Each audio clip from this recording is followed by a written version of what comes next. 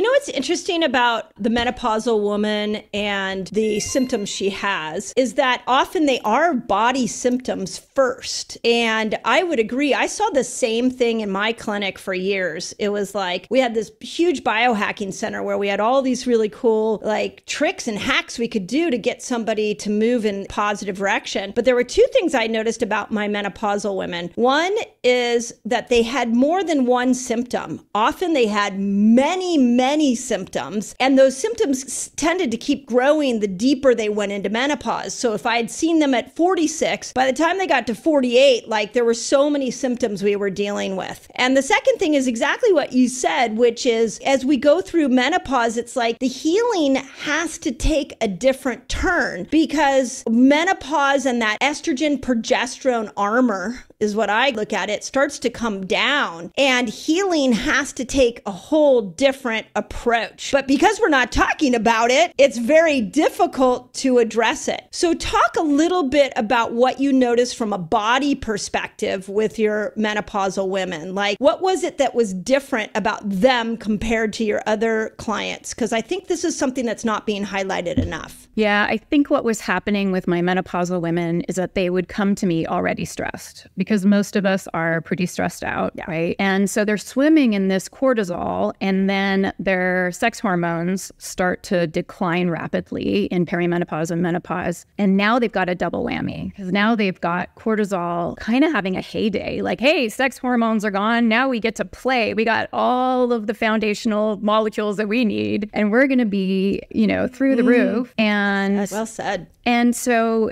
it was like a double cortisol whammy. And so these poor women are embalmed in cortisol. And so all of their symptoms are related to that, whether it's the weight gain, the insomnia, the mood swings, the brain fog, all of that, as you know, and I know your listeners know this, it's all related to cortisol and then insulin insensitivity, which is related to cortisol, right? So it all circles around this. And what I was finding is that a lot of women were starting to feel like there was something wrong with them. There was a bit of shame happening. We turn on ourselves. It's so crazy.